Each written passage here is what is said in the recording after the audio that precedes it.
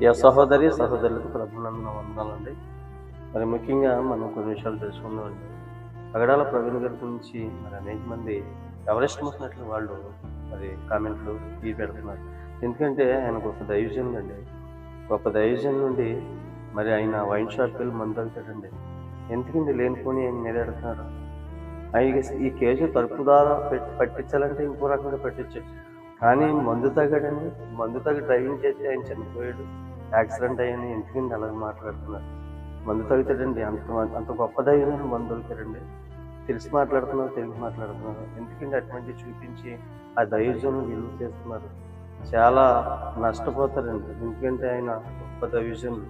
దేవుడు ఊరుకోడండి. అటువంటి ఇంటర్నేషనల్ దైవజనుల మీద మనం మరి బురద జల్లకూడదండి.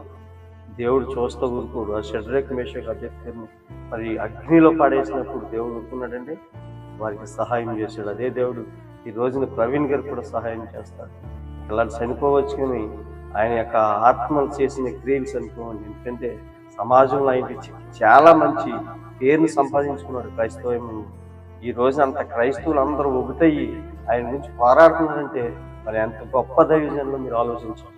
ఎందుకంటే ఆయన మీద అనేక మంది నిందలేస్తున్నారు. ఆయన తాగేసి డ్రైవింగ్ చేసాడు అంటున్నారు. అటువంటి నిందలేసాడంటే దేవుడు చూస్తున్నాడు. జాగ్రత్త, మనం మాట్లాడే ప్రతి మాట కూడా దేవుడు చూస్తున్నాడు. మనం వేసిన నిందలు దేవుడు చూస్తున్నాడు. ఇలా నిందేస్తే ఆయన నిందితుడు అయిపోతాడేమో అనుకుంటారేమో.